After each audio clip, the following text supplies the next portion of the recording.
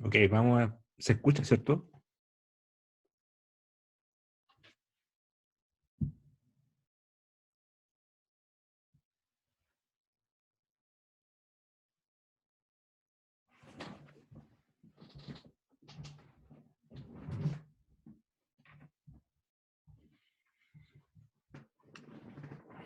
¿Algo se escucha? Chuta.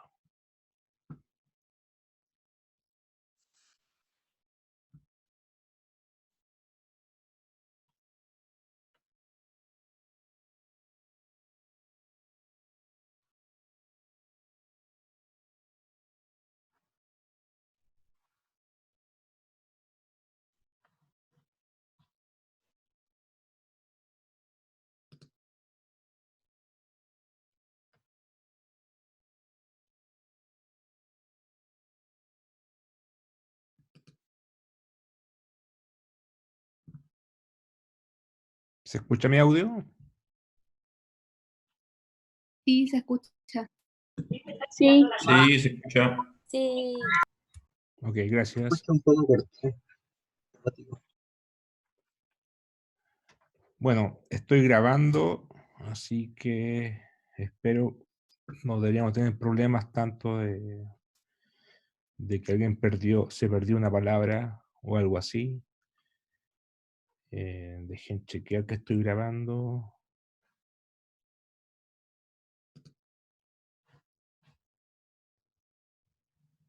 Grabando, bien.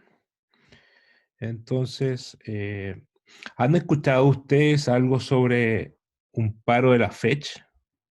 ¿Sabe alguien algo de eso? Se está votando el paro. Entre hoy y mañana hay votaciones abiertas en un campus para paralizar online. Eso. Entre hoy y mañana, o sea, mañana a la tarde se va a saber. Probablemente sí. Y eso me imagino que es porque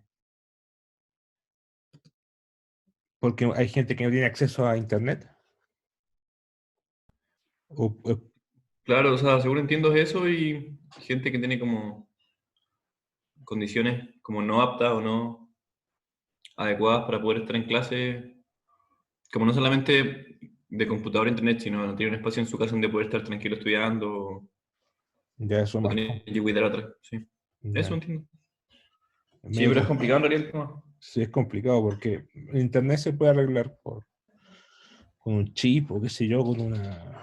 De hecho, la facultad está haciendo una colecta de laptop, Sí, pero, sí. pero lo otro se había pensado en habilitar una sala, pero va a ser el mismo problema de la cuarentena, no sé. No sé cómo se va a poder. Sí, bueno, y además hay muchas carreras en las que, como no es el caso de nuestra facultad en general, excepto geología, pero hay muchas carreras en las que por su propia naturaleza no es posible en realidad hacer clases online, pues, como, no sé, por arquitectura o diseño o Sí, teatro. claro. Geología también. Entonces, geología, sí, fuerte. Bueno, nosotros un poco también, Sí. Eh, pero eso. bueno, no hay mucho que hacer en estos casos. No solamente las carreras están atadas de manos, sino que la economía y muchas otras cosas. Así que, bueno, sigamos con nuestro curso que, si bien parece ser teórico, pero bueno, después vamos a empezar con la parte más aplicada. Ahora hemos visto bastantes herramientas matemáticas, pero son herramientas, ¿ya? No es lo importante del curso o no es lo más relevante del curso, sino que son las herramientas. Así que hemos visto tres tensores hasta el momento. Vimos el tensor de esfuerzos y el tensor de formación, que es el que está acá. Una pregunta, cuando hice el video no se grabó el mouse, pero ustedes ven el mouse aquí, ¿o no? O sea, en las clases sí se ve, pero ahora, por ejemplo, no está compartiendo pantalla. Ah, ¿no se ve la pantalla? Yo al menos no la veo. No, no lo está compartiendo. Chuta, bueno. Entonces compartir pantalla. compartir. ¿Y ahora? Ahí sí. ¿Y se ve el mouse? ¿El Sí. puntero? ¿El puntero? Ya. Ya cuando, en el video parece que no se vio el puntero. Se vio todo menos el puntero. Pero bueno, voy a ir aprendiendo poco a poco Zoom. Ya, entonces vimos los tres esfuerzos. El esfuerzo perdón, tres tensores, el tensor de esfuerzos, y lo que produce el esfuerzo es la deformación, y aquí está el tensor de deformación, que es el epsilon y j, que es un medio de las derivadas parciales del desplazamiento. Esto W es un desplazamiento, y las derivadas espaciales son con respecto a las coordenadas, es decir, dwi a dxj es una derivada espacial, más dwj a dxy. Ese es el tensor de deformación, lo vimos ayer. Está en la clase subida a YouTube, según Bruno la subió, por si acaso. Y el tensor de rotación, que es este que está acá, que es el omega ij, y digamos, nos indica las rotaciones de la... O sea, uno cuando aplica esfuerzos, no solamente se deforman las partículas, sino que también se rotan. Y este tensor nos indica esas cantidades. Entonces, lo que vamos a hacer hoy día es, vimos cisalle puro, cisalle simple. El cisalle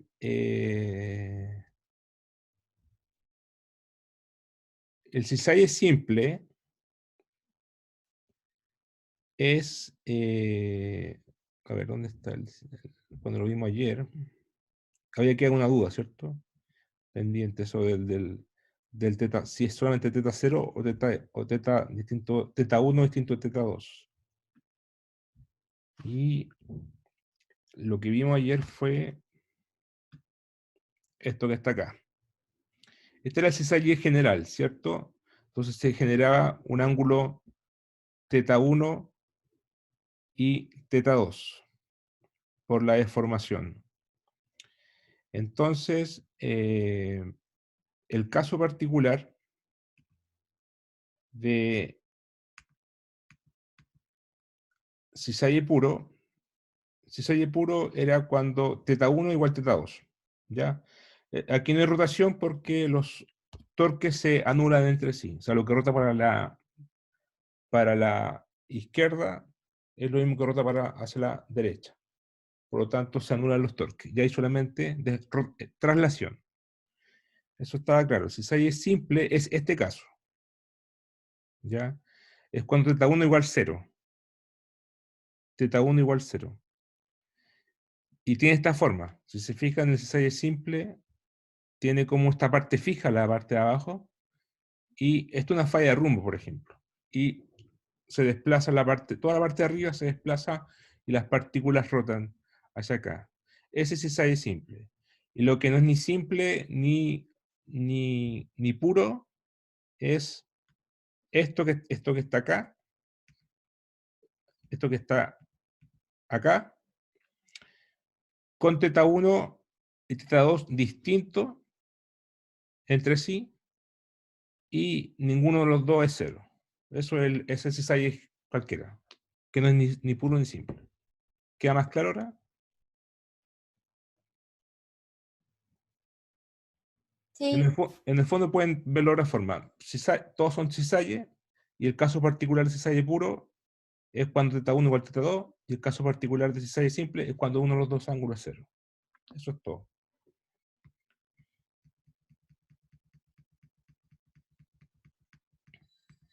Ya, esto lo van a ver en clase auxiliar. Y lo que vamos a ver ahora es vamos a ver un problema, esto como un problema clase del tema de la deformación. Supongamos que en este caso, ahora vamos a ver lo que es la dilatación volumétrica. Supongamos que tenemos un cubo, como está acá a la izquierda, con espesores de X, de Y y de Z. Por lo tanto, su volumen inicial, el elemento de volumen, es dB0 dx por dy por dz. Supongamos que ustedes aplican esfuerzos aquí, aplican un sigma, y esto se va a deformar, ¿cierto? Se podría comprimir o dilatar. Bueno, cualquiera de las dos opciones va a ser.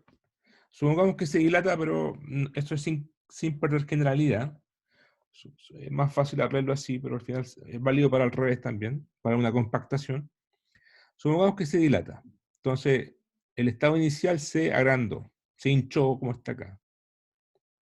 Entonces, su nuevo volumen va a ser, voy a ponerle aquí dBF, que es algo se extendió en X, ¿cierto? Y esa cantidad la vamos a llamar dWx.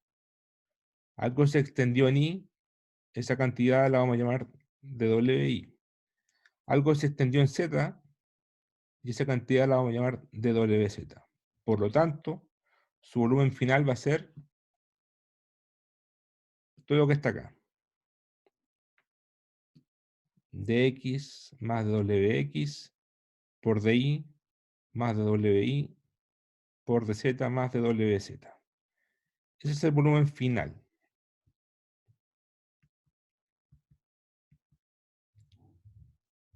Entonces, como decía, este es el volumen inicial y vamos a definir la dilatación volumétrica como delta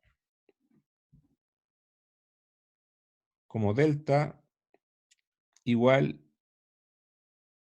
delta V a delta V0.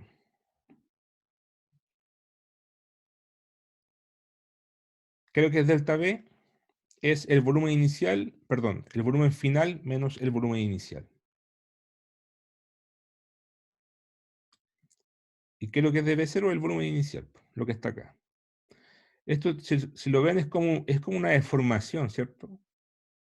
Cuando teníamos deformaciones decíamos delta X, o sea, delta Wx a dx, ¿cierto? Ahora son volúmenes acá. Entonces esto es como una dilatación, esto es lo mismo, pero en términos de deformación de volumen. Por eso se llama dilatación volumétrica.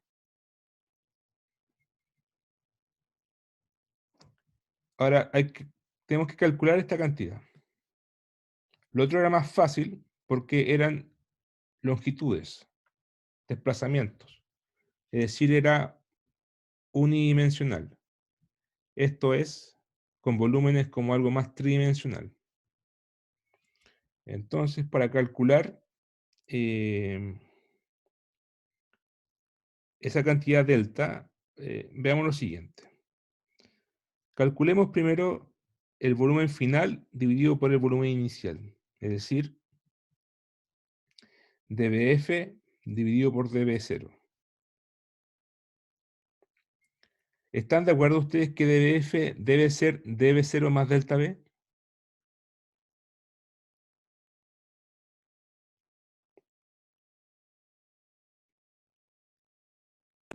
Sí. Sí, porque el volumen final va a ser lo inicial más lo que se agrandó, ¿cierto?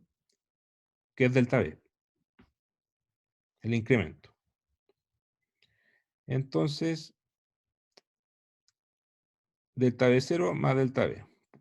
Bueno, además yo sé que dBF o el volumen final, lo escribimos acá, dBF, todo esto es el delta X más lo que se extendió en X, el de Y más lo que se extendió en Y, el de Z más lo que se extendió en Z. Por lo tanto, eso que está acá es todo esto. ¿Cierto? Y nos queda eso. Además, el db0 también sé que es dx por dy por dz. Es decir, lo que escribí recién atrás, el dbf dividido por db0 es db0 más db dividido por db0 y por todas estas cantidades que están acá. Ahora puedo agrupar, bueno, db0 dividido por db0, 1, db dividido por db0 es el delta, que lo definimos acá, el delta, que es la dilatación volumétrica. Agrupamos estos términos, estos tres productos, dx más dwx dividido por dx, etc. Aquí nos va a quedar 1 más dbx a dx por... Oh, faltó un pedazo de pizarra acá. No sé si fue error del tipeo. ¿Ven lo que falta aquí o no? Sí, el componente en Z, ¿no? Exacto. Falta el componente en Z, que en el fondo viene de aquí, que es el 1 más dwz de z. ¿Ya? Ya por lo menos me conseguí los puntos text y estoy arreglando este apunte. O sea, este es un PowerPoint hecho en LaTeX, ¿ya? Que lo hizo mi auxiliar el año pasado. Y lo voy a arreglar. Ya me los conseguí por lo menos, así que lo voy a subir más pronto que tarde. Pero aquí falta un término que es el 1 más dwz a dz. Ahora, como decíamos aquí a la izquierda tenemos el 1 más gamma. ¿Qué es lo que es dwx a dx? Lo vimos ayer.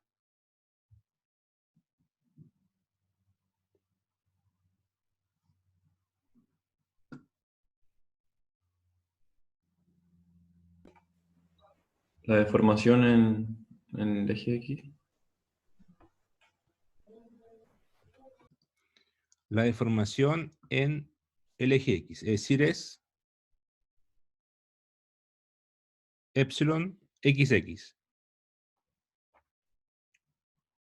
Entonces, este epsilon xx es lo que está acá. Lo mismo con dwi a di. Eso es epsilon ii. Y aquí faltó el término 1 más dwz a dz, 1 más epsilon zz. Entonces, todo esto que está aquí se puede reescribir así. Entonces, ahora multiplicamos. Multiplicamos todo esto de aquí. Y nos va a quedar un 1 más epsilon x, 1 más epsilon y, epsilon z, los productos cruzados, epsilon x por y, epsilon x por epsilon z, epsilon y por epsilon z, y los tres productos, los tres epsilon, digamos, las tres deformaciones. Ahora, yo les dije ayer que las deformaciones son grandes o son chicas. Chicas. Son chicas, ¿cierto? Son infinitesimales. Por lo tanto, los productos van a ser, como los epsilon son mucho menor que 1, o sea, son cercanos a 0, o mucho menor que 1, entonces los productos cruzados se van a ser despreciables.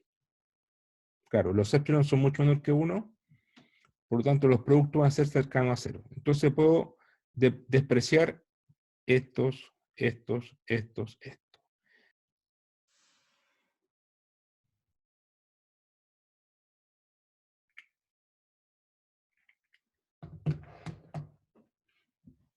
Aló, se cortó la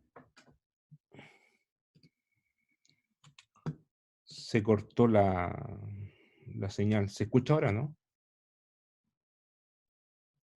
Sí. Ya. Ahí arreglé un poco el celular. Ya, entonces nos va a quedar lo que está acá a la izquierda, que es el 1 más gamma por 1 más epsilon, o sea, epsilon x, epsilon y, epsilon z. Se va al 1 y concluimos finalmente que gamma es epsilon x más epsilon y, epsilon z. Y por definición el gamma es delta B a delta B0. Entonces, estamos diciendo que la dilatación volumétrica es la suma de las tres, de la traza del tensor de deformación o de las tres deformaciones normales. Eso estamos diciendo, ¿cierto? Además, el cambio volumétrico es un cambio relativo de volumen con respecto a su volumen inicial. Entonces, la suma de los epsilon es ese cambio de volumen relativo. Y ayer vimos que epsilon XX por definición es WX a DX, ¿cierto? Epsilon I es de WI a DI y el epsilon Z WZ a DZ. Y esto es la divergencia del vector desplazamiento W. Conclusión final, la dilatación volumétrica es la divergencia del vector desplazamiento. ¿Ya? Ahora, esto WX, WI, WZ. Si fuera, bueno, aquí está como una dilatación, como que se expande. Pero si fuera una contracción, ¿el dWx sería positivo o negativo?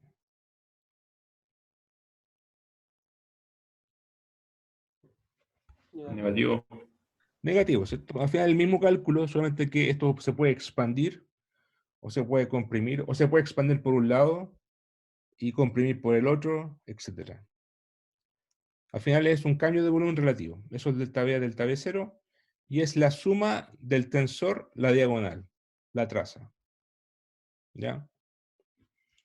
Listo.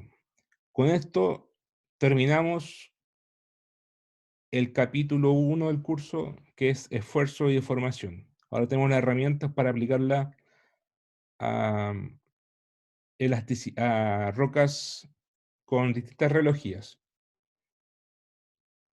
Reología significa la ciencia que estudia cómo se deforman los materiales. ¿Ya? Ahora podemos aplicar esto a materiales o rocas. ¿Ya? ¿Hasta aquí alguna pregunta?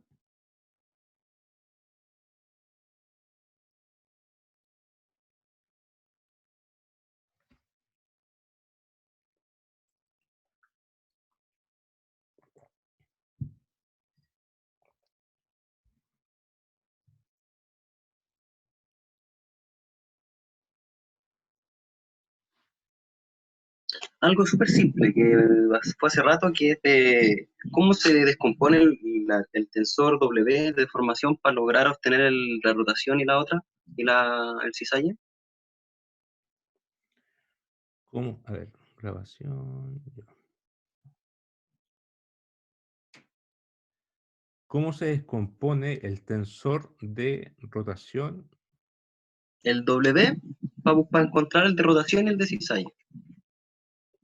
¿Cómo se hacía esa descomposición? 16, rotación. Tiene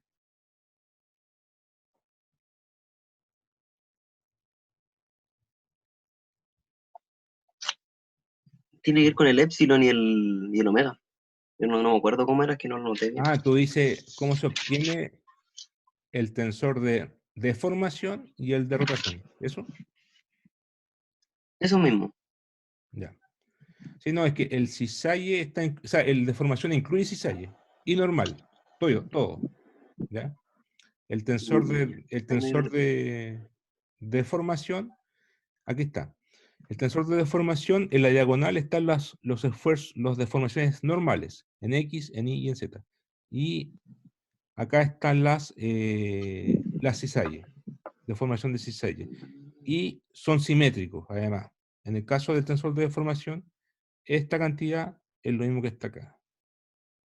Esto que está acá es lo mismo que está acá, y lo que está acá es lo mismo que está acá. Entonces, el estado final de un y el estado inicial producido por el desplazamiento de partículas, después de haberse aplicado el esfuerzo, produce dos cosas. Produce una deformación, y ahí está el tensor de deformación, y produce rotación. Y aquí está el tensor de rotación, por el desplazamiento. Y eso o sea, por el diferencial de longitud. Y eso se escribe así. Aquí está el tensor de rotación, que son gradientes espaciales. ¿Ya? Son de WI a de XJ, es como un desplazamiento derivado con respecto a la coordenada X o Z o Y, etc. Eso es lo que contiene la información de la deformación. Y aquí está Ya. en general el tensor de deformación y aquí está el de rotación. Entonces, ahora la pregunta es si, ¿qué pasa si tenemos como una diagonal, que como el de deformación, el epsilon, es como, solo es una diagonal, pues no tiene, Ya, no tiene solo es sistema. normal. ¿Qué pasa ahí con el cuerpo?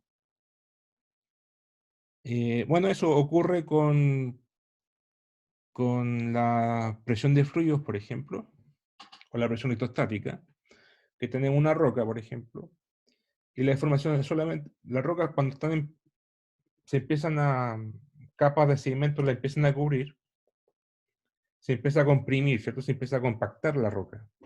Entonces ahí tenemos solamente normal, y va a ser, el tensor de deformación va a ser solamente normal.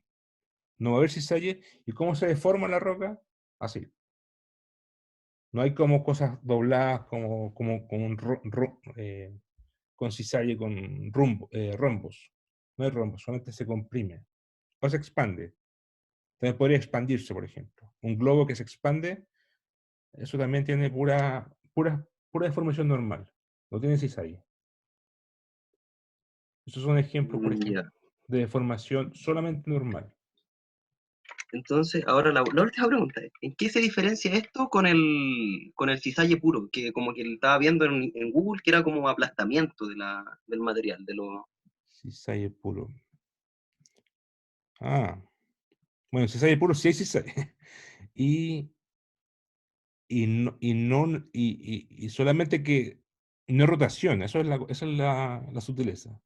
En cisalle puro hay deformación de cisalle, pero un caso particular en que teta 1 igual teta 2. Y al final las partículas no alcanzan a rotar, solo a desplazarse, pero queda esta forma deformada así como un rombo. ¿Ya? Y aquí claramente hay cisalle. Ya, no sé, ahora entiendo más o menos. Aquí hay cisalle, esto no es normal, no es deformación normal. O sea, podría haberla, pero bueno, en este ejemplo se muestra así que es un caso, es un caso particular de cisalle puro. Bueno, perdón, eso no era el puro, este era el puro. Ah, es el puro, este es el puro. En que igual en teta 1 igual teta 2. Claro. Aquí no hay rotación, pero sí hay deformación de cisalle. Hay... Porque la deformación de cisalle, recordar que se producen por los esfuerzos de cisalle, y los esfuerzos de cisalle son tangenciales a la superficie del cuerpo. No son normales, son tangenciales. O sea que claramente hay esfuerzos cisalle tangenciales, así, que produjeron esta deformación bien particular.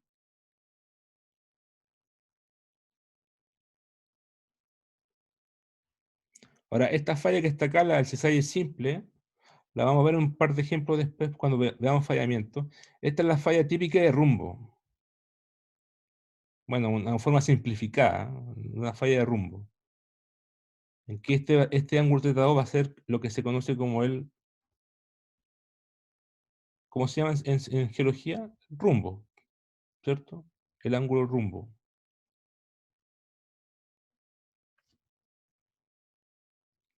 Y este se produce porque este cisalle va para allá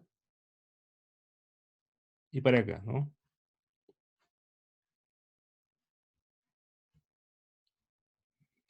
¿Alguna otra pregunta?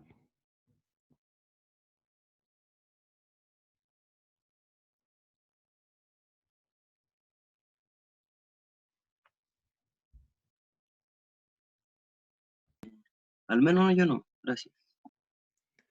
Y entonces vamos a seguir, bueno, vamos a seguir dentro de esto mismo. Ahora vamos a ocupar el esfuerzo de la deformación, así que va a seguir.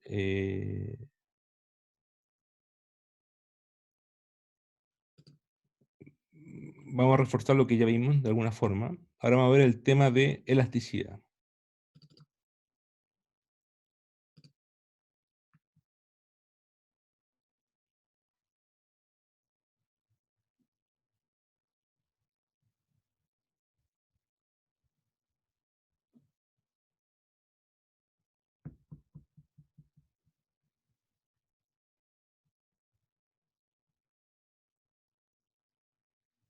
Ya.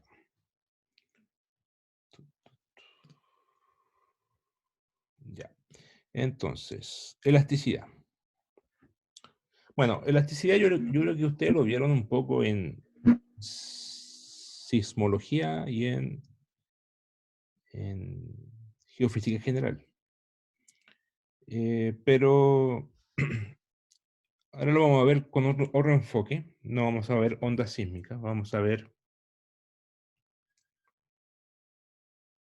deformación elástica de la litósfera. Así que, pero bueno, hay que partir por lo mismo, que al final es una ley, que es la ley de... ¿Qué es lo que es la elasticidad primero que nada? Bueno, elasticidad es un tipo de reología. Es decir, es una forma en que las rocas se deforman después de que se aplica un esfuerzo. ¿Ya? O sea, yo aplico un esfuerzo y la roca se puede deformar de muchas formas. ¿Ya? Puede ser dúctil, frágil, pero hay un caso particular en que la forma en que se deforma la roca es elástica. ¿Y cuál es la particularidad de la reología elástica? Es que si yo aplico un esfuerzo tanto, lo que se deforma es ese mismo esfuerzo por una constante. Es decir, es una reología lineal. Y eso viene, por ejemplo, quizás ustedes se recordarán en los cursos de mecánica o de métodos newtonianos, no sé cómo se llaman los cursos. ¿Cómo se llaman los cursos de plan común de física?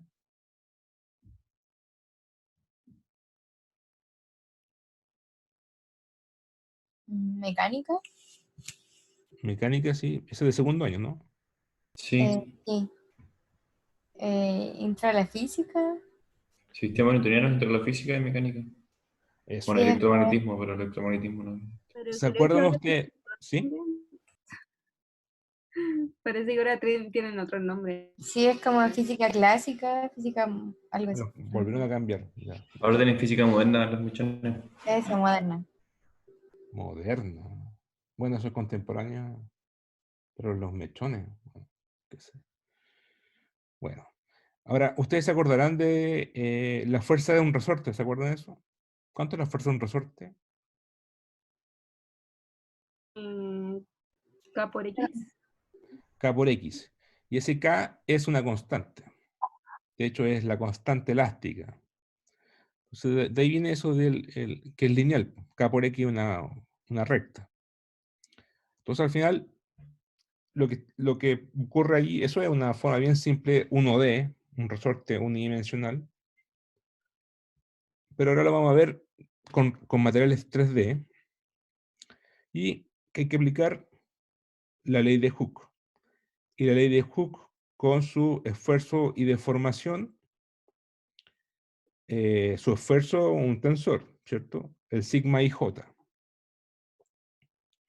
Y la deformación también es un tensor, epsilon k sub L. Entonces, ¿cómo los relaciono esto yo? Tengo que ahora relacionar los esfuerzos. Antes lo tenía por separado, ahora lo estamos relacionando de alguna forma. Eso es reología. Esta es la función reológica. Y esa función, en este caso, va a ser una constante. Entonces, esto es una matriz. Y esto es una matriz de 3 a la 2. Y esto es una matriz de 3 a la 2. Para relacionar estos dos, se necesita una matriz de 3 elevado a 2 más 2. Es decir, 3 elevado a 4, constante elástica. Es decir, aquí vamos a tener un inestable la conexión, dice. Aquí vamos a tener un tensor de cuarto orden, CIJKL. De esa forma podemos ligar el tensor de esfuerzos con el tensor de deformación. ¿Esto lo vieron en simbología o no?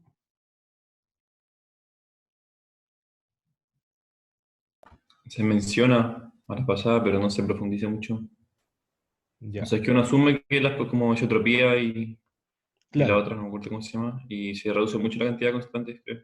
Eso, elástico. Sí, sí, es lo mismo.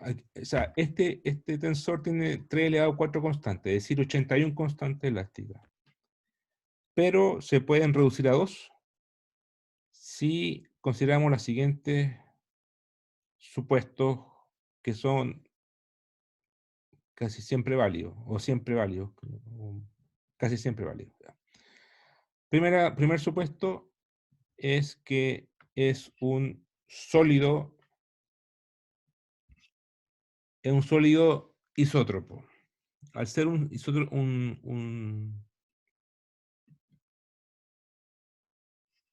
sólido isótropo, se reducen las constantes. Además, a ver, ¿cuáles son los supuestos? Un sólido isótropo, elástico, además por la simetría del tensor de deformación, y además por la conservación de energía elástica. Ya estos son temas más densos de argumentos de termodinámica, que para eso están los cursos de física. Se puede, o sea, tomando todo eso, la simetría, la isotropía, la elasticidad y la conservación de la energía elástica, se puede esto resumir o reducir a solamente dos constantes elásticas. Entonces, como dice acá, en el caso de un sólido isótropo y elástico, sin deformación preferencial, eso es isotropía, eso sí ocurre en los materiales elásticos, ¿cierto? Los materiales elásticos no tienen preferencia de dirección, se puede reducir a dos constantes elásticas, que son las constantes de Lamé, lambda y mu. Eso yo creo que hasta acá ustedes lo sabían. Y esas constantes lambda y mu son independientes entre sí. Y la primera constante lambda se llama primer parámetro de Lamé y también se conoce como el módulo compresional. Y la segunda constante se llama el módulo de rigidez, mu, y está relacionada con la razón del esfuerzo cisalle sobre la deformación de cisalle. Es decir, ese mu es sigma xi dividido por la deformación de cisalle es el gamma xi, o dos veces el epsilon xi. Es una constante, este mu es una constante. Entonces me está diciendo, si yo aplico un cisalle sigma, o al revés, paso la deformación para acá, el mu para abajo, la deformación de cisalle va a ser el sigma dividido por mu. Es una constante. Entonces, bueno, la cosa es que este tensor que se ve grande acá, que se ve de 81 constantes, se puede reducir a dos constantes que son lambda y mu. Y con esas lambda y mu se pueden describir todas las constantes elásticas, que son muchas, ¿ya? No son solamente estas dos. Estas son dos independientes, pero vamos a ocupar muchas otras constantes elásticas. Por ejemplo, la razón de Poisson, el módulo de Young, la rigidez, el módulo compresional, etcétera, que tienen aplicaciones más físicas o más geodinámicas. La cosa es que con estas dos constantes se puede describir el tensor de la reología elástica. ¿Y cómo se hace eso? Así.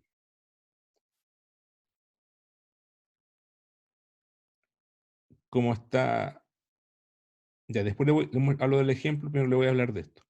Esta es la forma cómo se escribe el tensor de esfuerzos elástico en función de la deformación elástica. Sigma ij igual lambda, primer constante de la M, por esto. ¿Qué es lo que es esto?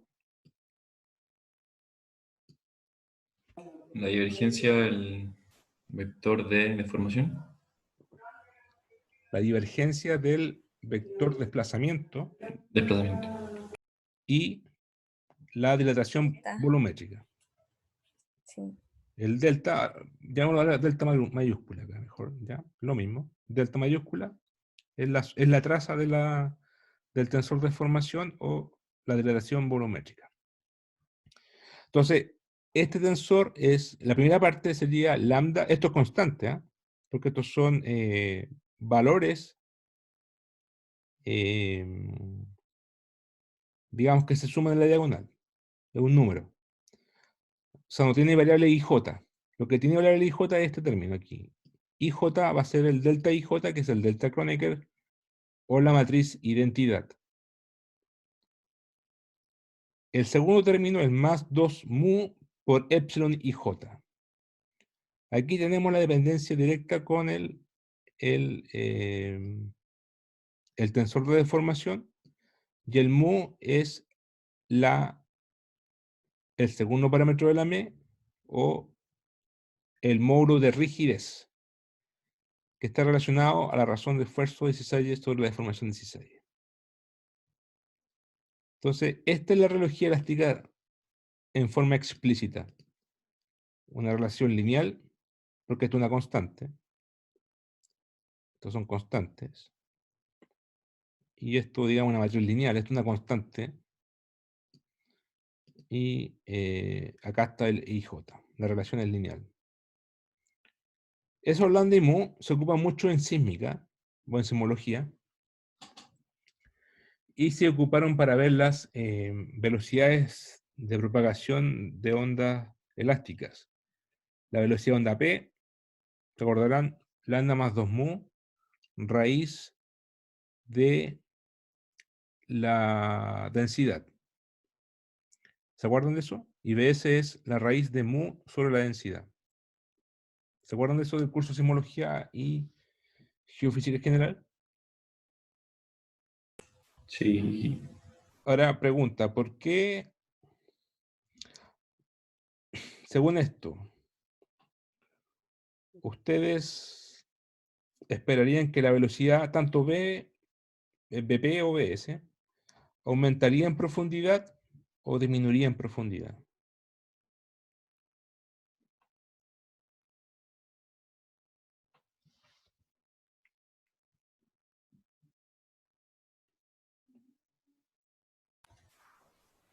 Depende de cuál de los valores aumenta más rápido en profundidad.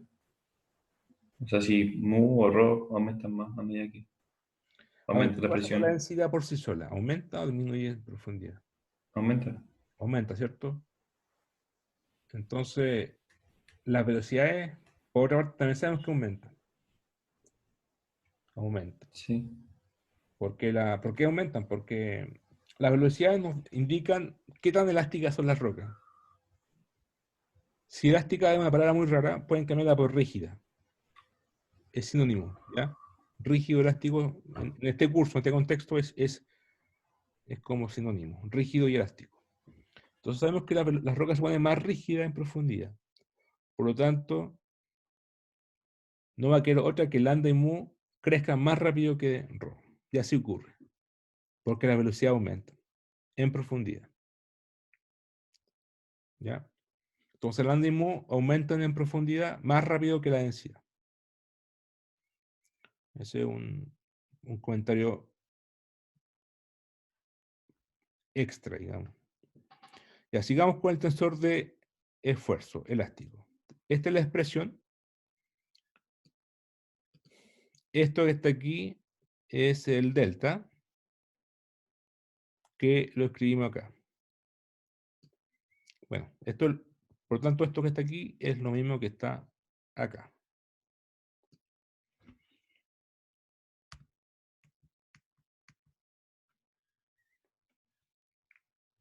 Bueno, ¿qué pasa si consideramos las partes que no son normales? Es decir, los cizalles. Es decir, cuando I distinto de J. ¿Qué pasa con... ¿Cuánto vale esto cuando I distinto de J? 0. 0. Entonces esto se va a 0 y nos va a quedar que el esfuerzo cisalle elástico vale sigma xi igual 2 mu por epsilon xi. El sigma iz va a valer 2 veces mu por epsilon iz. Para I distinto de J, hasta aquí llega esa nota. Ahora, si mu valiera 0, tenemos que sigma ij vale 0. Por esto que está acá. Esto también lo vieron ¿qué significa mu igual 0?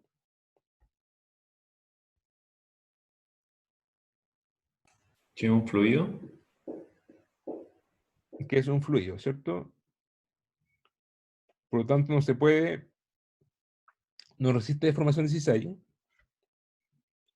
y no tiene esfuerzo de cisalle. Sigma ij igual 0. ¿Ya? Mu es el módulo de rigidez. Bueno, si vemos ahora las partes normales de esta misma ecuación, de aquí viene todo, de aquí viene todo. Si consideramos ahora I igual J igual 1, ¿qué nos va a quedar? Esto va a valer 1. Y esto va a valer epsilon 1, 1, ¿cierto? Es decir, nos va a quedar eso. Sigma xx va a ser lambda por delta más 2 mu epsilon xx. Y el sigma ii va a ser lambda por delta más 2 mu epsilon ii.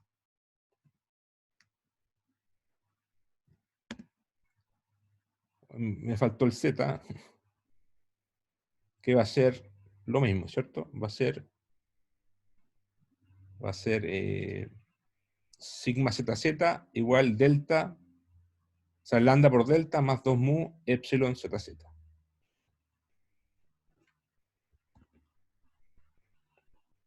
En un sistema de coordenadas coincidentes con los ejes principales.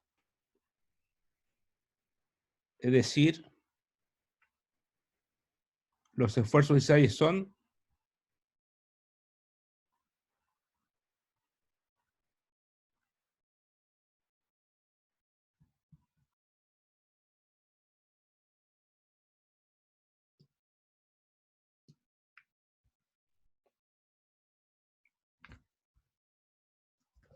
¿cómo son en un sistema de coordenadas coincidentes con los ejes principales? ¿Cómo son los esfuerzos cisailles? ¿Puro? Ah, no, son nulos, ¿no? Son nulos, ¿cierto? Son 0. Hago coincidir los esfuerzos principales con los ejes principales. Entonces son todos normales. En ese caso, también se puede reescribir el sigma 1 de esa forma, el sigma 2 de esa forma y el sigma 3 de esa forma. Bueno, aquí también hay un error del apunte. Es sigma 3 aquí. De esa forma. ¿Y esto de dónde viene? Viene simplemente de aquí. Aquí pueden reemplazar el xx por 1. el II por 2, y el delta es simplemente epsilon 1 más epsilon 2 más epsilon 3.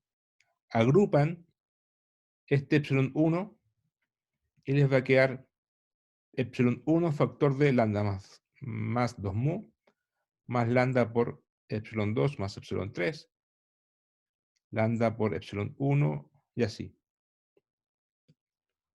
Así nos va a quedar los esfuerzos principales, sigma 1, sigma 2, sigma 3, en función de, de las deformaciones normales, epsilon 1, epsilon 2, epsilon 3 y las constantes de lana.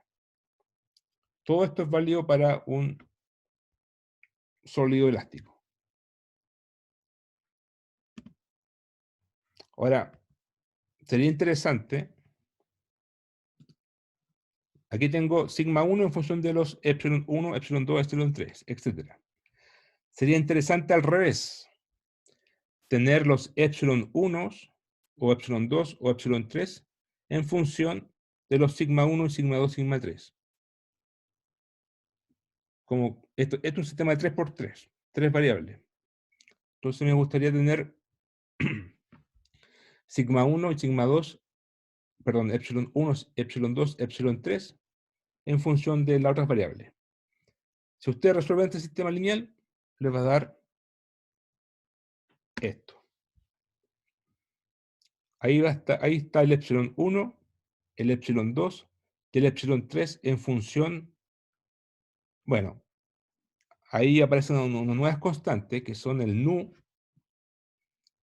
y el e. En el fondo, el nu y el e son constantes elásticas. Y se pueden escribir en función del andimú. Son una función del andimú. Obviamente, cuando usted resuelve este sistema de atrás, este de aquí, lo resuelven, va a quedar unas constantes que son cosas complicadas, que son funciones del andimú. Bueno, después vamos a ver cuánto valen explícitamente, pero va a quedar de esta forma. Y justamente y la gracia de esto, que aparte nos indican cómo se deforman las rocas en una radiología elástica, aparte de eso, nos está diciendo las constantes nu y e tienen más sentido físico que el lambda y el mu. La razón de Poisson, ya vamos a ver, y el módulo de Young, vamos a ver al tiro su significado físico, pero antes de eso, veamos esta ecuación, estas tres ecuaciones, y podemos sacar una conclusión, que es que la deformación en el eje epsilon 1, la deformación final, es igual a ¿qué? Es igual a sigma 1 dividido por E, menos nu dividido por E por sigma 2, menos nu dividido por E por sigma 3. Conclusión, un esfuerzo principal produce una deformación sigma E en la misma dirección. Por ejemplo, este sigma 1 produce esta deformación en el eje 1, y en el eje 2 y 3 produce menos nu dividido por E y menos nu dividido por E en el 3, en el 2 y en el 3. Entonces repito, un esfuerzo principal sigma I si quieren, produce una deformación sigma I dividido por E en la misma dirección del esfuerzo I, pero produce una deformación menos nu dividido por E, sigma I, en las direcciones mutuamente ortogonales. ¿Se entiende eso?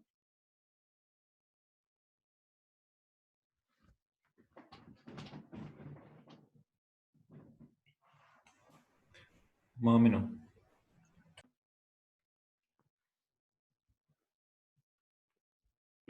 Más fácil véanlo así. Tengo un material, por ejemplo esto,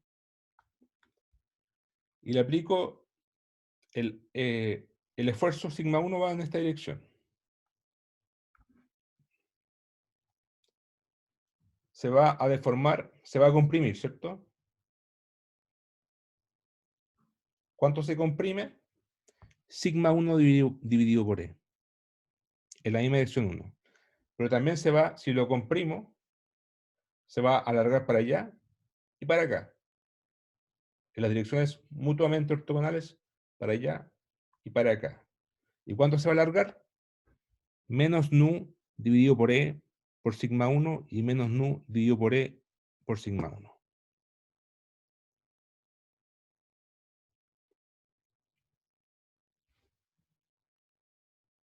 ¿Y por qué es negativo? Porque si yo comprimo así, se va a extender en la otra dirección. O al revés, si yo extiendo así, se va a comprimir para acá y para acá. Por eso tiene el sentido contrario.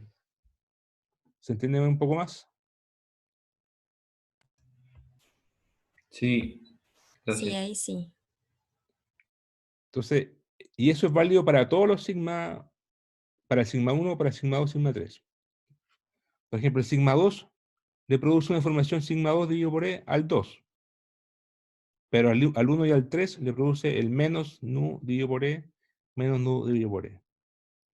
Y lo mismo el sigma 3, en la misma dirección 3, produce sigma 3 dividido por E, pero menos nu dividido por E y menos nu dividido por E al epsilon 1, epsilon 2. Ya. Bueno, tengan eso presente. Ahora veamos qué significa el E y qué significa el nu físicamente.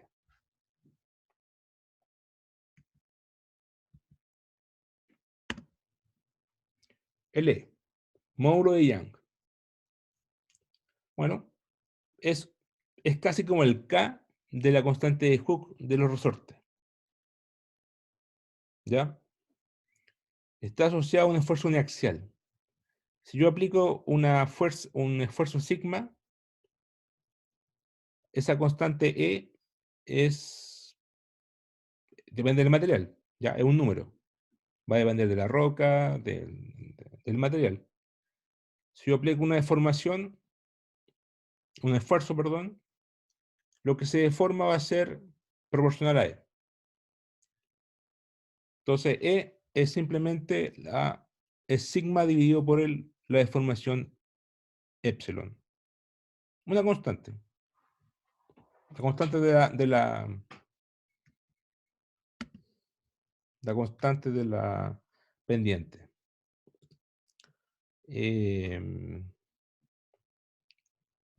Imagínense aquí una recta. En el eje X tendría la deformación y en el eje Y sigma. El sigma aumenta proporcionalmente a medida que la pendiente es una recta. Eso se lee, ya es una constante. Y obviamente, ¿y esto qué me dice el E? Me dice que esto es más grande a medida que el material es más elástico. La constante de Hooke tenían Fx igual K por X, ¿cierto? Entonces, si el K es grande, ¿qué significa? Significa que necesito más energía elástica para deformar el material y es un material muy rígido. K grande. Lo mismo acá. Entonces, un E grande significa un material muy rígido, muy fuerte. Y veamos algunos valores de E, el módulo de Young. Acero, hueso humano, diamante.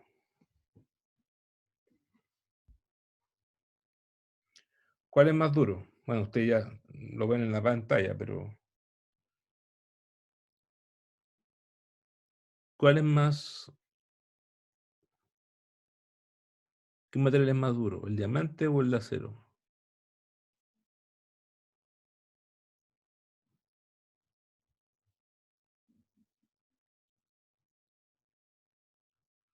El diamante. El Diamante. diamante, el diamante es más duro.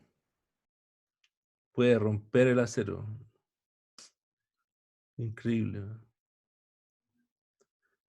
Bueno, ahí están los valores de E. Tiene valores de presión. Diamante 1120 gigapascales y el hueso humano, el acero tiene 200 gigapascales y el hueso humano no tiene una despreciable cantidad de 15 gigapascales de rigidez. ¿Ya? Y en especial cuando la gente es joven, los niños tienen un E más grande, ¿no? Es más elástico. Elástico, y cuando son más viejos, más frágil. El E es sinónimo de rigidez, ¿ya? Elástico, sinónimo de rigidez. Bueno, eso es el E. La constante. Pregunta, ¿cómo se relaciona el módulo de Yang y Nu con los parámetros de la M, lambda y mu? Lo que vimos recién. Bueno, ya voy a explicar lo que es el mu, perdón, el nu. El nu es el nu, es la razón de Poisson, ¿ya? Ya voy a explicar lo que es físicamente. Pero calculemos primero E y nu en función de lambda y mu. Bueno, ¿qué hay que hacer? Ocupar estas ecuaciones, o estas ecuaciones, ¿cierto? Porque estamos con elasticidad. Entonces yo puedo hacer un truco clásico que, como son constantes para cualquier situación, entonces ocupo el caso más fácil. El caso más fácil es tomar sigma i, sigma z igual 0, es decir, un esfuerzo uniaxial.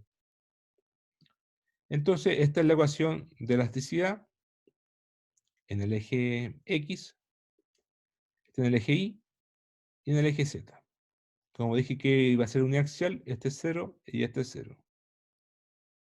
Además, el módulo de Yang,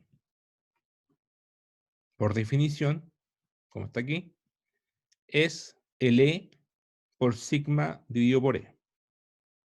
¿Ya? Da lo mismo la dirección, porque es isótropo. Entonces, ese es como la rigidez longitudinal. Eso es una buena definición de módulo Yang. Es como la resistencia o la rigidez longitudinal. Lo voy a escribir acá para ponerlo en rigidez longitudinal. Entonces tenemos estas ecuaciones, estas tres ecuaciones, más esta cuarta, que E es sigma XX por sigma II. ¿Hasta aquí alguna pregunta? No. Bueno, si yo tengo tengo el material y le aplico un esfuerzo uniaxial, esto se va a comprimir, ¿cierto?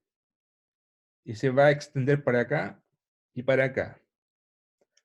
Pregunta, lo que se extiende para acá y para allá, ¿debiese ser lo mismo o distinto?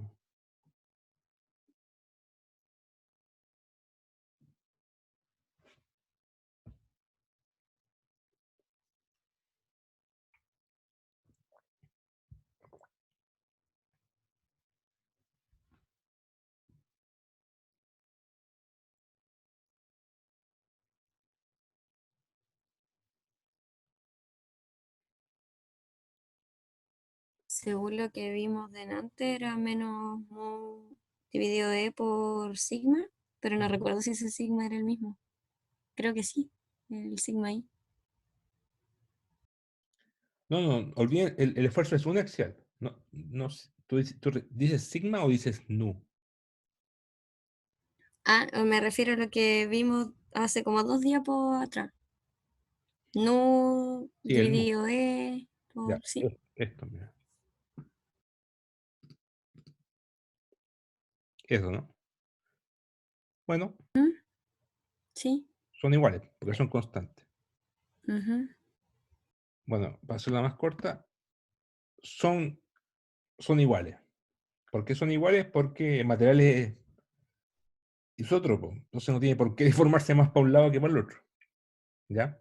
O sea, yo aplico la deformación así se deforma para allá y para acá, material elástico, homogéneo, isótropo, tiene que ser lo mismo, ¿cierto? No hay dirección preferencial.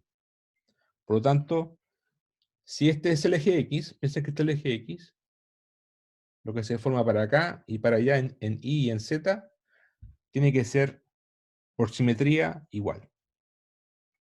Por eso tenemos esta conclusión. Epsilon I igual epsilon Z. Entonces tenemos 5 ecuaciones. 1, 2 y 3, 4 y 5. Si ustedes juntan estas 5 ecuaciones y hacen el álgebra, se puede demostrar fácilmente que esto. Que E es igual a 3 veces lambda más 2 mu por mu dividido por lambda mu. Lambda más mu. ¿Ya? Ahí, de esa forma, aquí se explica un poco cómo se puede reescribir una constante elástica, que en este caso es E, en función de lambda y mu. A partir de lambda y mu se puede reescribir cualquier otra constante elástica.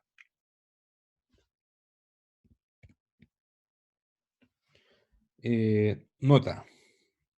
Cuando hacemos un proceso cuando hay compresión, hay compactación. Pero cuando hay contracción, o sea, cuando hay compactación y contracción, también se produce una densificación y, bueno, está mal explicado acá, lo voy a reescribir también. Porque quiero decir lo siguiente, cuando tienen un material, lo comprimen, ¿qué va a pasar al material? Se va a contraer, se va a compactar. ¿Qué pasa con su densidad?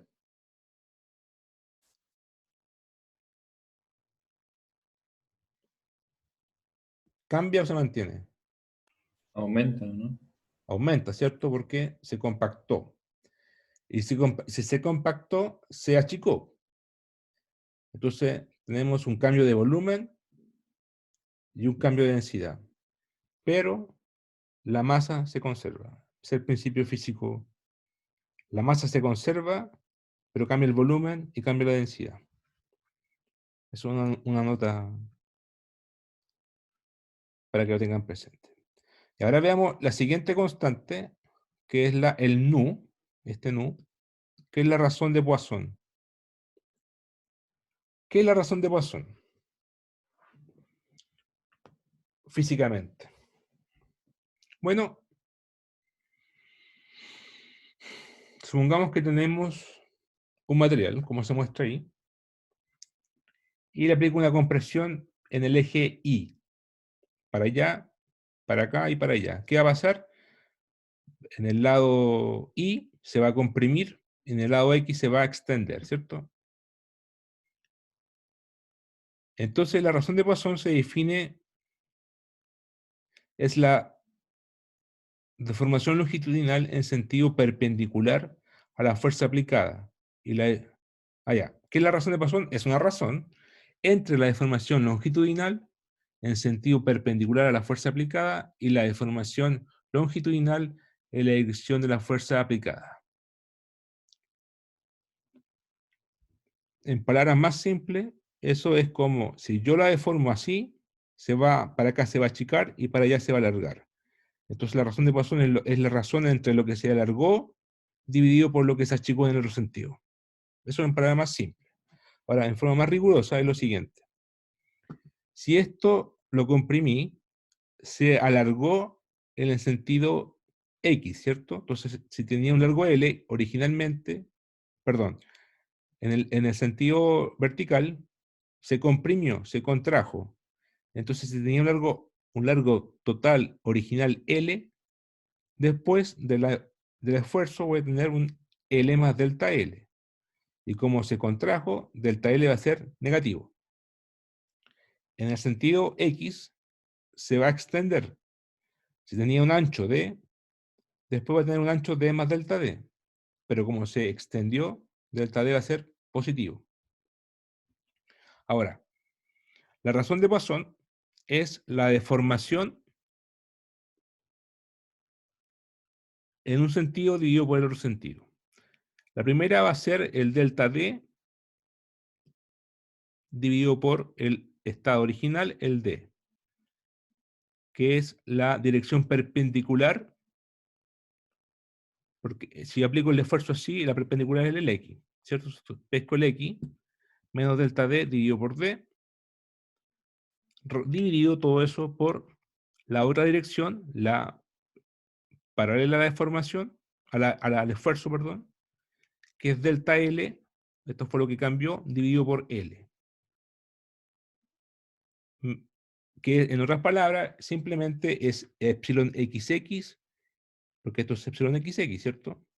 Delta D en el sentido de acá, dividido por el D original, es epsilon XX, y delta L es en el sentido vertical, delta L es lo que se achicó así, dividido por el L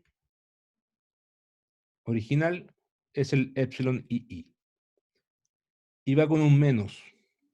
¿Y por qué con un menos? Porque si yo comprimo una dirección, el otro se va a extender. Tiene sentido contrario. Para que me quede todo positivo, le pongo el menos.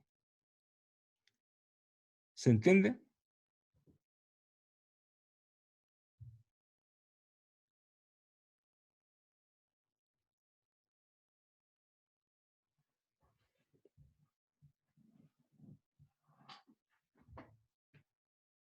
Profe, ¿cuál era el sentido? Ahí me perdí con lo de positivo o negativo. Sí, Como visualmente, ¿qué es? o sea, en este caso particular, yo aplico el esfuerzo en esta dirección, en la dirección I. Entonces, la razón de Poisson, bueno, se va a deformar, se va a comprimir en el eje Y y se va a extender en el eje X. Entonces, la dirección perpendicular a este caso va a ser el X. Y ahí, eso es lo que va acá arriba, con signo cambiado. O sea, con signo en menos. Va a ser menos epsilon XX, dividido por la dirección donde apliqué el esfuerzo, epsilon II. Ya. Y va con menos porque uno de estos dos va a ser negativo. Ah, ya, queda positivo. Ya. Va a quedar positivo. ¿Ya? Si no, no es tan difícil de entender. Si es como aplico un esfuerzo, entonces se forma para acá y para acá. Entonces lo que se formó para acá, divido lo que se formó por acá con un signo menos.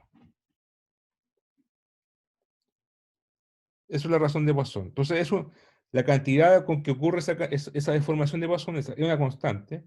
Va a depender del tipo de roca. Van a haber rocas que se van a deformar más para acá y otras que se deforman más para acá. ¿Ya? Va a depender del tipo de roca. O material. Calculemos, por ejemplo, la razón de Poisson. Bueno, dato. En la razón de Poisson, en las rocas, gabbro, dunita, granitoide, granito, qué sé yo, basalto, anfibolitas, todas esas rocas, todas las rocas terrestres, peroirita, tienen un rango bien particular de entre 0,1 y 0,6. Ese es el rango de la razón de Poisson. ¿Ya? Es menor que 1 y mayor que 0. El valor típico del manto, no se lo olviden, en todo el curso lo vamos a ocupar, es de la peritita o el dunita en el manto, es un cuarto, 0,25. Esa es la razón de Poisson del manto. Es decir, si yo deformo tomo el manto, una roca del manto, la aplico un esfuerzo, se va a deformar lo que se forma acá para allá es 25% de lo que se formó en esta dirección. Por eso es 1 a 4. ¿Ya? O lo que se forma así es 4 veces lo que se forma para acá. En el caso del manto. Los materiales auséticos, este es un caso más raro, así esto es como ya curiosidades de la naturaleza. Materiales auséticos tienen un nu negativo. Creo que un nu negativo ¿Se lo imaginan?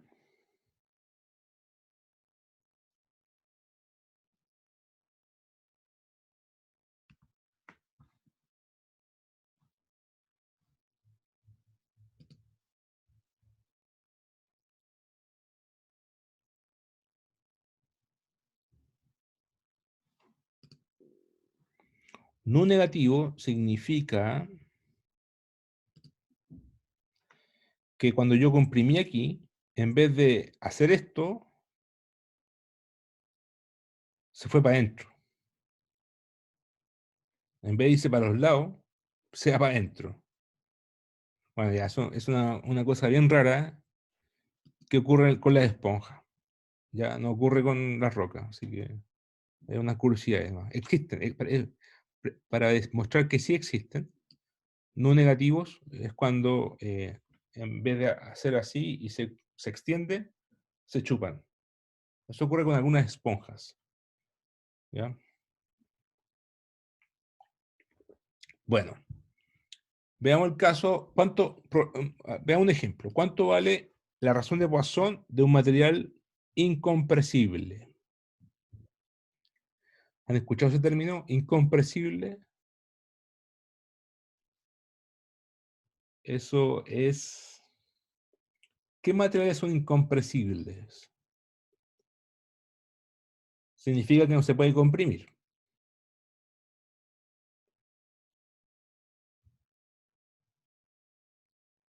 ¿Qué material es incompresible? ¿Se le ocurre alguno?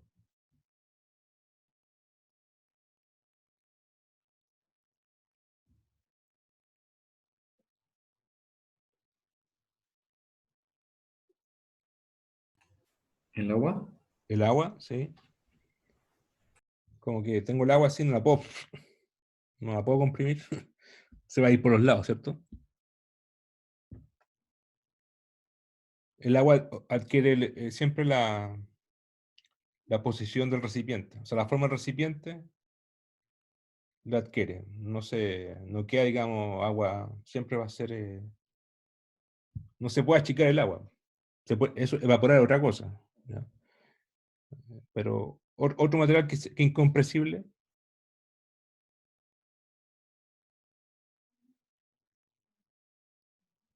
el aire o los gases. Tampoco se pueden comprimir. Entiendo yo. Bueno, matemáticamente, un material incompresible es que tiene dilatación volumétrica cero. ¿Ya? Que la dilatación volumétrica es cero. No se puede dilatar, digamos. Entonces, en ese caso, tenemos que epsilon x, epsilon y, epsilon z es cero. Por lo tanto, epsilon xx es menos epsilon y más epsilon z. Pero sabemos que la razón de Poisson se define como menos epsilon y dividido por epsilon x o menos epsilon z dividido por epsilon x. Son iguales porque el material es elástico, homogéneo, isótropo. ¿Ya? Entonces el razón de Poisson en una dirección va a ser el mismo que en la otra. Ah, y ustedes me dirán, pero en el otro usted usó el X arriba y el Y abajo. Bueno, eso da lo mismo.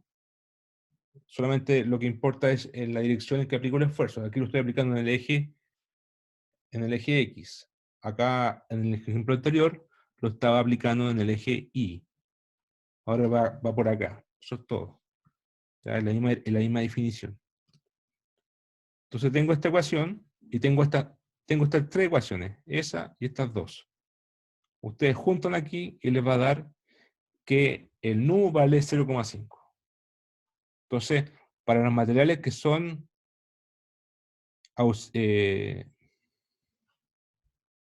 inestable internet, pero igual estamos casi listos. Para los materiales que son incompresibles, los líquidos, los gases, nu vale 1/2. Pero los gases creo que sí son compresibles. ¿Ah?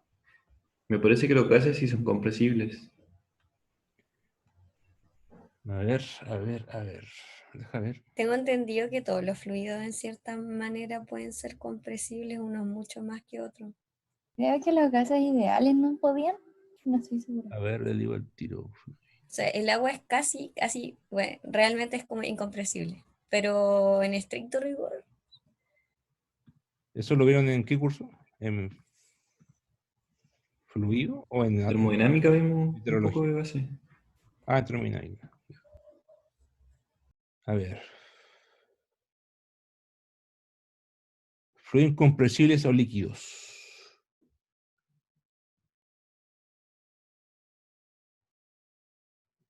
Eso es porque los fluidos son incompresibles porque su volumen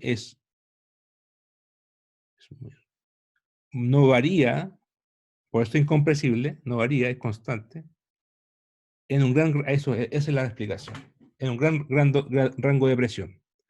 Ustedes ustedes me dicen, sí, son compresibles, sí es verdad, pero tienen que tener un gradiente brutal de presión, ¿ya? Si tienen condiciones atmosféricas, como aquí mismo, en donde están parados, en la atmósfera, a una cierta profundidad, no varía su volumen. ¿Se entiende? Tienen que cambiar mucho la presión. Entonces, desde un punto de vista, desde rango de presión grande, es bien constante. Si ustedes se van al cielo, se van en avión y se van para arriba en 10.000 metros, ahí sí va a cambiar la presión y va a cambiar todo. Pero, digamos, para presiones, digamos, continuas, es bastante constante. Los fluidos y los gases. ¿Se entiende?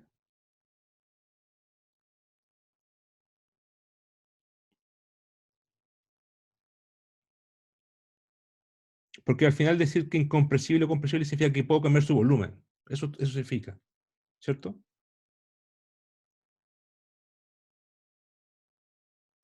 Sí. Entonces, para poder cambiar su volumen, necesito grandes cambios de presión. Y si yo estoy parado a 100 kilómetros en profundidad con una roca y me muevo 20 para arriba o me muevo para abajo, no va a pasar nada. O sea, va a ser un épsilon de presión. Y va a ser, bueno, es una roca, no tiene sentido, pero entiendo yo que el agua para comprimirlas tiene que subir en avión rápido, no sé. Cambiar la presión muy fuerte. Ahora, obviamente, van a haber anomalías como una tormenta, qué sé yo, pero en grandes rangos de presión es bastante constante. ¿Ya?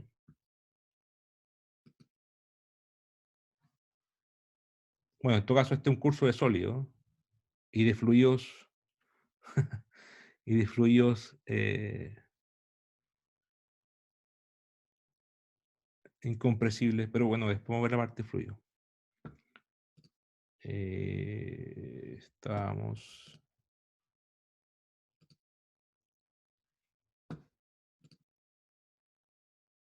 Se fue. En elasticidad. Entonces, vimos la deformación vimos la razón de Poisson, vimos el módulo de Young, vimos cómo se escribía explícitamente el tensor de esfuerzos con una relojía elástica y ya. La próxima clase vamos a ver entonces otras constantes más, que es el módulo volumétrico y el módulo de compresibilidad, esfuerzos planos, y después por fin vamos a empezar a hablar de la litósfera. Vamos a aplicar todo esto de elasticidad a la litósfera. Ya. Ya. ¿Alguna pregunta, comentario?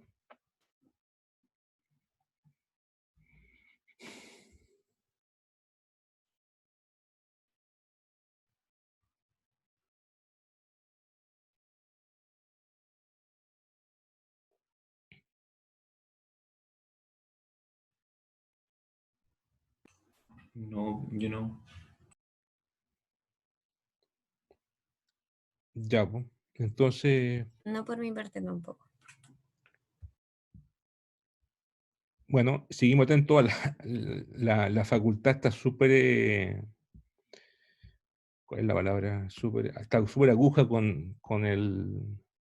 no hacer evaluaciones hasta que se resuelva el problema de la conectividad. Me parece bien. Bueno, y vamos a ver, si ustedes saben noticias del paro, por favor, postéelo en el foro para estar comunicado, para estar informado. Probablemente ustedes sepan antes que nosotros. Profe, mañana a las 12 van a estar los resultados. A las Ah, 12 del día. ya. Igual ha votado mucha gente, va más del 50% en Bochef al menos. Pero ¿va a ser por facultad o por universidad la decisión? Por universidad, creo. Ah, pueden haber facultades que, claro que sí, pues muy diverso la conectividad. Sí. Igual hay facultades que no se unieron a esto porque están terminando todavía el segundo semestre del año pasado. Ya. Creo que es como arquitectura y odontología, creo. Odontología estoy segura, pero el otro no me acuerdo bien. Lo que sí no encuentro tan grave, o sea, si uno se consigue los videos, bueno, ahí depende también de cómo se graban los videos. O sea, faltar una clase, si ve el video, yo creo que no es tanta diferencia. La única diferencia es que uno no pudo hacer una pregunta, ¿no? Claro, pero igual se puede preguntar en el foro. Claro, pero y podemos hacer hasta un video, o sea, hasta una clase extra de preguntas. O sea, usted, el video tanto, la pregunta ahí también se puede Ujú. hacer. O sea, eso a nivel general también. Pero bueno, no sé. Hay que esperar lo que diga la facultad, que acuerde con la fecha y ellos mandan. ¿No? Eh, Nada que decir, pues. Hay que. Ahora, yo me acuerdo para el tiempo del paro el año pasado, en que al final no hubo ni clase, se tuvo que cerrar el semestre. Una buena forma hubiese sido no hacer clases virtuales, pero haber hecho videos. Y todas esas clases que nos hicieron, tenerlo ustedes como video. Pero eso fue el año pasado, que fue por otras razones. Sí, es que igual el año pasado no nos fuimos a paro, la facultad decidió cancelar todo nomás. Ah, verdad que no había metro, toda esa cuestión, sí. Sí, No hubo ni no, pero paro. no hubo ninguna votación, no hubo paro. O sea, no hubo necesidad. Claro, como que los estudiantes no tuvimos necesidad de hacer O sea, nada fue por porque como la la, facultad... la imposibilidad real de, como, para mucha gente ir a clase y por la seguridad de funcionarios que simplemente no hizo falta el paro en realidad. Sí, es lo mismo. Sí. Pero hubiese sido buena una solución haber hecho video el semestre pasado. Yo creo que vamos para allá. Pero bueno, ya pues, estamos comunicados. Que tengan un buen fin de semana. Chao. Chao, profe, cuídese. Igual. Chao, profe, gracias. Ah, profe, gracias. Chao. Ay, profe.